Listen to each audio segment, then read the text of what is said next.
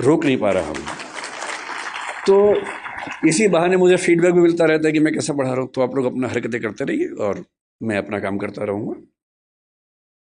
तो बहुत ज़रूरी होता है कि उन बच्चों को बहुत शुष्क तरीके से ना बताया जाए, थोड़ा रोचक तरीके से बात की जाए। रोचक तरीके से बात करने का एक ही तरीका है कि आप उनको कहानियों के माध्यम से बताएं, एग्जाम्पल्स के माध्यम से बताएं, एनेक्डोट्स इनको हम कहते हैं, घटनाओं के माध्यम से बताएं। और जैसे ही हम घटनाएं सुनते हैं, कहानियां सुनते हैं अपने आसपास की, तो हमें किसी चीज़ का महत्व और कॉन्सेप्ट दोनों समझ में आते हैं। मैं जहां से ये बात करना शुरू करना चाहता हूं वो ये है कि पेरेंटिंग के नज़रिए से हमारा समय दुनिया के इतिहास का सबसे मुश्किल समय है। पेरेंटिंग हमेशा मुश्किल रही है। मेरी राय में इस दुनिया का सबसे मुश्किल काम माँ होना है, बाकी सारे काम आसान हैं। माँ बन के अपने बच्चे को पालना इतना मुश्किल काम है। मतलब बाप लोग जाते हैं, बिजनेस करते हैं, पैसा कमाते हैं, सब कुछ करते हैं, बड़ी बात है, वो भी छोटी बात तो नहीं है। लेकिन उससे ज्यादा मुश्किल है एक छोटे बच्चे के साथ 24 घंटे गुजारना, बिना क्रोधित हुए गुजारना, उसकी हर तरह की जिद, हर तरह की छटपटाहट, बेचैनी को झेलते हुए गुजारना, अपने जो करियर हो सकता था उसको दांव पे लगा के उसकी जिंदगी को संवारना। एक छोटा बच्चा एक स्टार्टअप जैसा होता है, क्योंकि जैन समुदाय है इसलिए मैं ऐसी भाषा ज्यादा बोल रहा हूं। एक स्टार्टअप जैसा है। आप उस पर 15, 17, 18 साल इन्वेस्ट करेंगे, बहुत सारी पूंजी खर्च करेंगे, समय खर्च करेंगे, तो जाके उसकी वैल्यूएशन बनती है।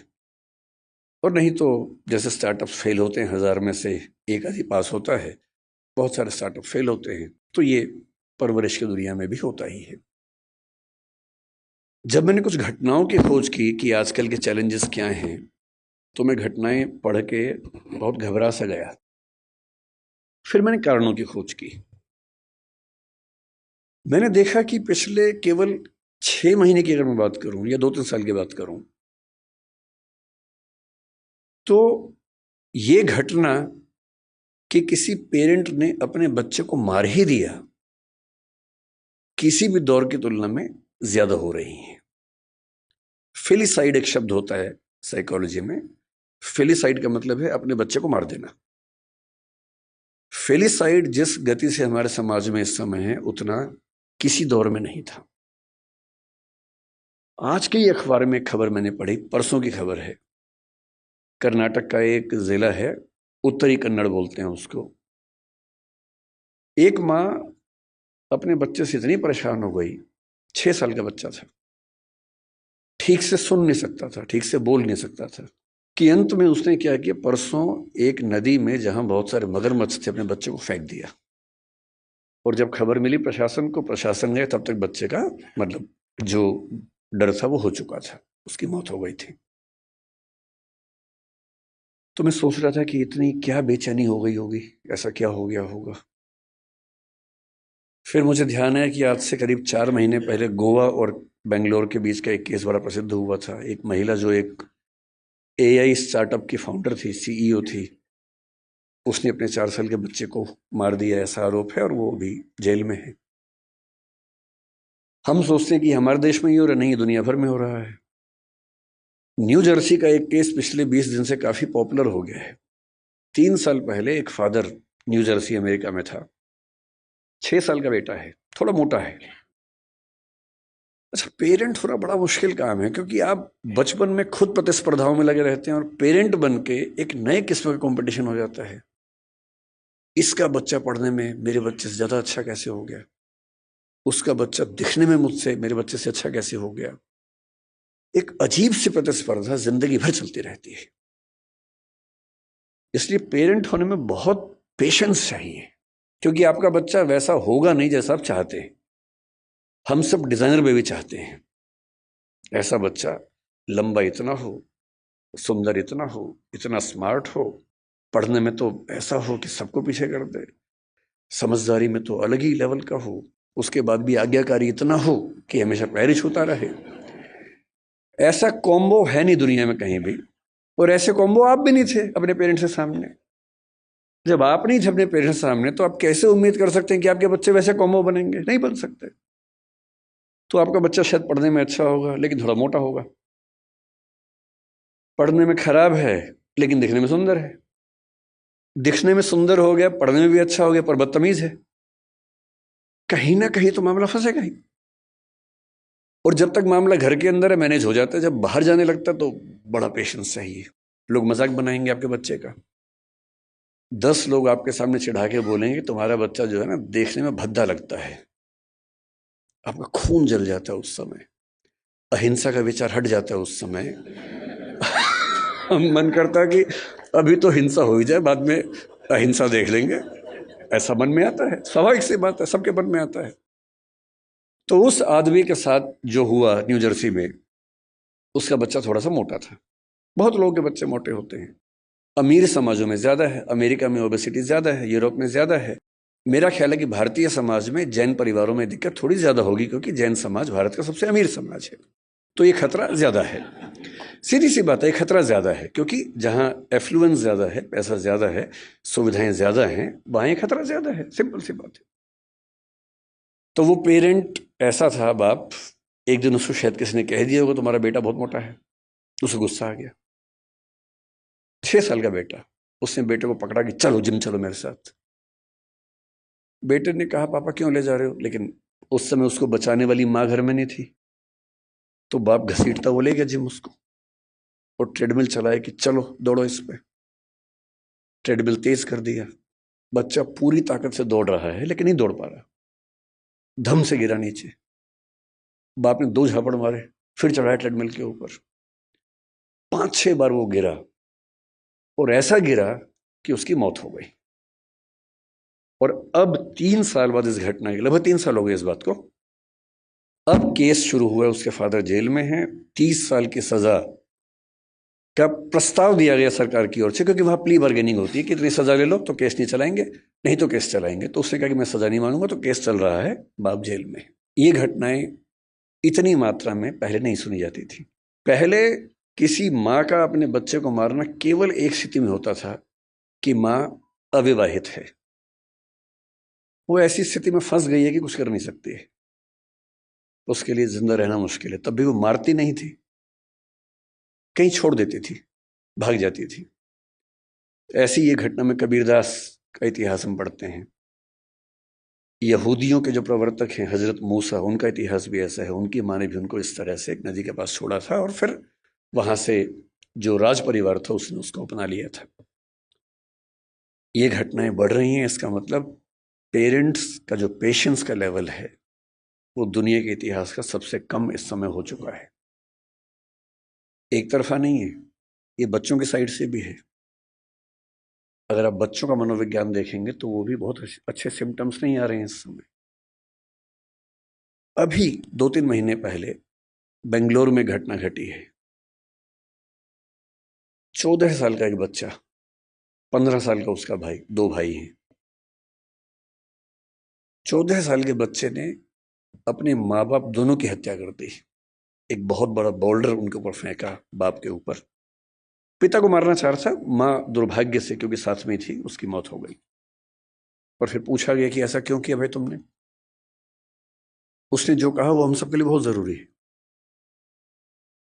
उसने कहा पिछले कुछ समय से मुझे और मेरे भाई को एलर्जी हुई, उस एलर्जी की वजह से हमारी त्वचा कहीं कहीं जल गई, काली हो गई,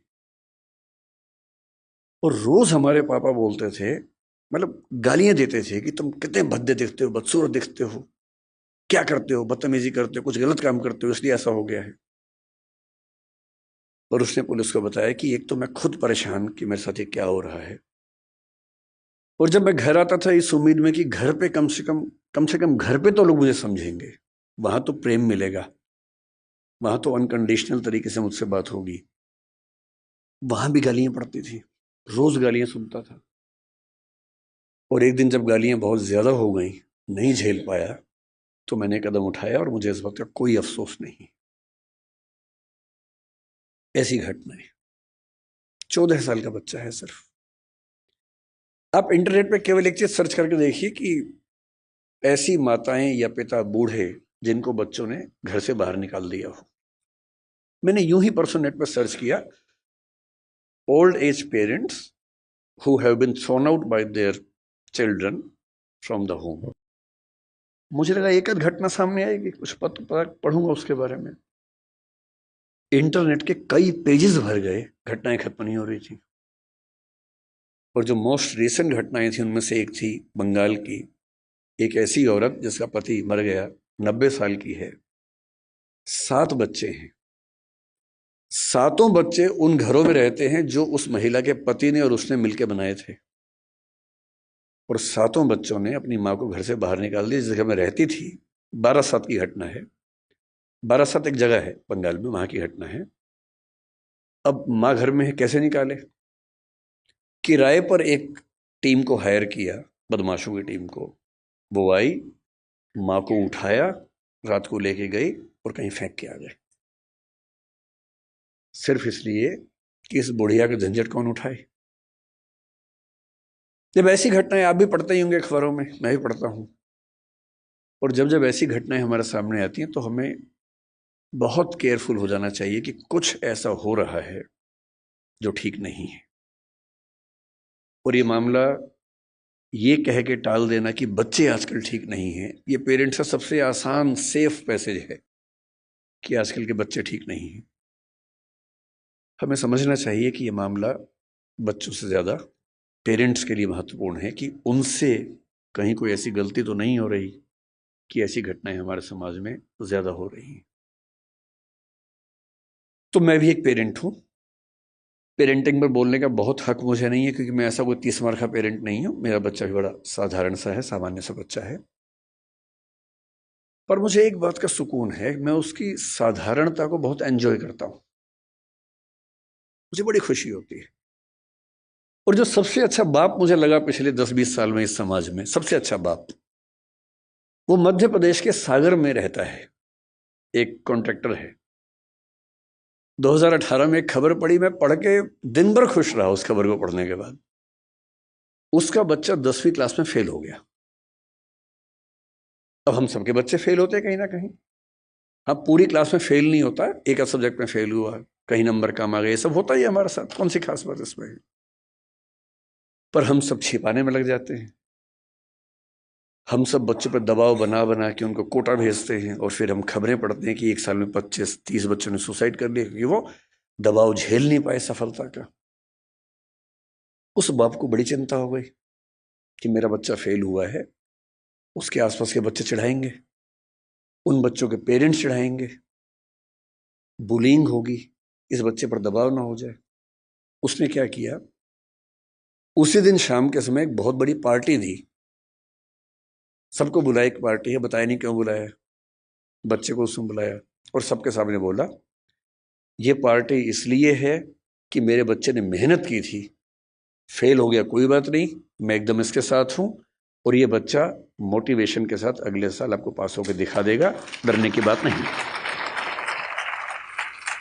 और मैं दंग रह गया कि कोई बाप इतना सुंदर कैसे हो सकता है, इतना खूबसूरत बाप, कि मेरा बच्चा फेल हो गया, मैं तो इसको भी सेलिब्रेट करूंगा। भाई, मेरे बच्चे ने मेहनत की थी, नहीं रिजल्ट आया तो क्या हो गया, मैं क्यों एक्स्ट्रा वजह बनूं कि उस बच्चे के डिप्रेशन में जाने की, एंजाइटी में जाने की। और वो खबर पढ़ के मुझे लगा कि ये तो एक फिल्म बनाने लायक खबर है। आजकल मैं खबरें पढ़ता हूँ तो मुझे वो भी दिमाग में आने लग गया कि फिल्म किसके क्योंकि पिछले कुछ साल मेरा वैसा एक्सपीरियंस भी रहा इस फिल्म के स्क्रिप्ट लिखने के दौरान। ट्रेनिंग ऐसी हुई कि अब हम खबर पढ़ते सोचते कि फिल्म में कैसे सेट होगा, कैसे फिल्म में ला सकते हैं इस बात को। अच्छी खबरें भी है, लेकिन बुरी खबरों का अनुपात थोड़ा सा बढ़ा है। और तब मैं ये सोचने पर मजबूर होता हूँ कि क्या ऐसी वजह है। ये तो बहुत आसान बात है कि मैं कहूँ कि जो बात हमारे ज़माने में थी वो आज के ज़माने में नहीं है। अरे, हमारे ज़माने के बच्चे जैसे होते थे आज के ज़माने के नहीं होते। ये तो बात हर बूढ़ा आदमी बोलता है अपने बच्चों को। आपके पेरेंट्स आपको बोलते थे, आप अपने बच्चों को बोलते होंगे, तो सामान्य बात है। लेकिन हमारी नई पीढ़ी सचमुच एक ऐसे दौर में है जो मानवता के इतिहास में आज तक नहीं आया है, और इसको हम जितना जल्दी समझ लेंगे उतना अच्छा रहेगा। हम जब बच्चे थे, हम स्कूल जाते थे, स्कूल में कुछ गड़बड़ हो भी गई तो स्कूल में बात खत्म हो जाती थी। बहुत हुआ तो पेरेंट्स के पास चिट्ठी आती थी, फिर घर में पिटाई होती थी, उतना ही मामला था। थोड़ा स्कूल में पिटे, थोड़ा घर में पिटे, मामला खत्म, बात खत्म हो गई। स्कूल में आपने कुछ गलती कर दी, 4 लोगों ने चिढ़ाया, थोड़ी बुलिंग हुई, सब लोग हंसे, आपके 2 आंसू निकले, ठीक है, बात खत्म हो गई। उसके बाद आप पर इम्पैक्ट किसका था? टीचर का था, पेरेंट्स का था, स्कूल के दोस्तों का था, गली के दोस्तों का था। इतनी दुनिया हमारी होती थी। हम खूब खेलते थे स्कूल के बाद, स्वाभाविक था, कुछ और था ही नहीं खेलने के लिए। हम क्या करते? खेलते ही थे। कभी क्रिकेट खेला, फुटबॉल खेला, कंचे खेले, गुल्ली डंडा खेला, सब कुछ खेला। पर खेला, घर से बाहर निकले, खेले हम लोग। जब मेरा स्कूल खत्म हो रहा था उस समय वीडियो गेम्स आनी शुरू हो गई थी। मारियो नाम की एक वीडियो गेम आई थी, जिसका मैं बाद में चैंपियन बन गया था। मैंने ठीक ठाक उसमें अभ्यास किया था, और उसके लिए खेलने के लिए स्पेशल जगह जाना होता था। एक वीडियो गेम शॉप होती थी, घर से पैसे चुराने होते थे या मांगने होते थे, क्योंकि वहां पैसे लगते थे। पैसे इतने कहाँ से आएंगे? फिर आप वहां खेलेंगे, दीवानों की तरह खेलते रहेंगे। वो शुरू हुआ था। आज के बच्चों की जो हालत है, मुझे क्योंकि ऐसे बहुत सारे पेरेंट्स मिलते हैं, बहुत सारे बच्चे भी मिलते हैं। कई बच्चे मेरे पास आके जब अकेले में बात करते हैं तो कुछ ऐसी बातें बोलते हैं जो पेरेंट्स हमें नहीं बोल सकते हैं। मुझे उनके पेरेंट्स पे तरस आता है। जो घटना मैं आज तक नहीं भूल पाया, मुझे एक बच्ची ने आज से 15 साल पहले आके क्या कहा, लगभग रोते हुए, कि मैं आईपीएस बनना चाहती हूँ। मैंने कहा ठीक है, तो उसमें रोने क्या बात है? आईपीएस तो खुश होकर बनो, रो के क्यों बनना है? तो उसने कहा आईपीएस इसलिए बनना है कि आज से कुछ साल पहले गांव में मेरा गैंगरेप हुआ था। अभी मामला सीरियस हो गया, मैं चुप हो गया। मैंने पूछा फिर आपके पेरेंट्स ने क्या एक्शन लिया? पुलिस में रिपोर्ट किया? नहीं की? उसने कहा नहीं, पुलिस तो बात की बात है। मेरे जीवन की सबसे बड़ी दुविधा यह है कि मैं अपने पेरेंट्स को बता नहीं सकती, क्योंकि वो मुझ पर भरोसा नहीं करेंगे, मेरी ही गलती निकालेंगे। तो मैंने कहा तुमने बताया नहीं पेरेंट्स को? बोले नहीं, ना बताया है, ना बता पाऊंगी। आज तक किसी को नहीं बताया है। रोज घुटती हूं अंदर ही अंदर। आज पहली बार आपको बता रही हूं। और आईपीएस इसलिए बनना है कि जो मेरे साथ हुआ किसी और के साथ ना हो। और मैं तब से सोचता हूं कि वो कितने अभागे और मूर्ख पेरेंट्स होंगे जो अपने बच्चे से ये बात नहीं कर सकते। आपका बच्चा गैंगरेप का शिकार हो गया और उसमें इतनी हिम्मत है कि उस चीज को झेल गया, आपको नहीं बता पा रहा, क्योंकि उसको आप पर इतना भी भरोसा नहीं है कि आप उसकी बात सुन पाएंगे। जितने रेप हमारे समाज में होते हैं उनमें से 95% घर के अंदर होते हैं। घर के मेंबर्स या दूर के रिश्तेदार या आस पड़ोस के लोग करते हैं। और उनमें से शायद 10% से ऊपर की खबर किसी को लगती नहीं है। क्यों नहीं लगती है? क्योंकि जब जब कोई बच्ची अपने पेरेंट्स को बोलती है कि ऐसा हुआ है, पेरेंट्स कहते हैं कि नहीं, तूने गलती की होगी, या छुपा दे, दबा दे बात को, चुप रहे, दूर रहा कर उनसे। हिम्मत नहीं करते कि हिसाब बराबर करें, अपनी बेटी का हक मांगे उस आदमी से, इतनी हिम्मत नहीं करते हैं। ऐसे बुज़दिल समाज में क्या होगा? डिप्रेशन नहीं होगा, एंजाइटी नहीं होगी, तो क्या होगा? और उस लड़की की बात सुन के मैं हिल गया था। यह अलग बात है कि उस लड़की ने बहुत मेहनत की, बाद में आईपीएस बन भी गई। उसके बाद वो क्या कितना कर पाई मुझे नहीं पता, पर मेरा ख्याल है कि जिस जिस जिले में वो रहती होगी, कम से कम उस जिले की लड़कियां और बेटियां महफूज रहती होंगी। लेकिन वो तो एक अलग बात है, उसने क्या किया अलग बात है।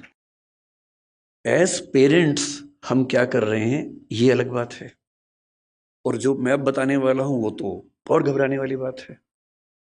आज का समाज, आज की स्थितियां कैसी हैं? हमारे बच्चों की सबसे बड़ी उपलब्धि भी, सबसे बड़ी चिंता भी ये है कि वो इंटरनेट के दौर के पैदाइशी बच्चे हैं। हमारी जनरेशन वो है जिसने सारे चेंजेस को देखा। हम लोग दुनिया के सबसे रोचक जनरेशन के लोग हैं। जो मेरी जैसी उम्र के लोग हैं, 40-50, मैं 50 का हूँ, आप तो 40-30 के लग रहे हैं देखने में। तो मतलब जो 40-50-55 की उम्र के लोग हैं, इतनी इंटरेस्टिंग जनरेशन इस दुनिया के इतिहास में कोई नहीं है जितनी हमारी है। हम जब पैदा हुए तो टेलीविजन आने वाला था। टेलीविजन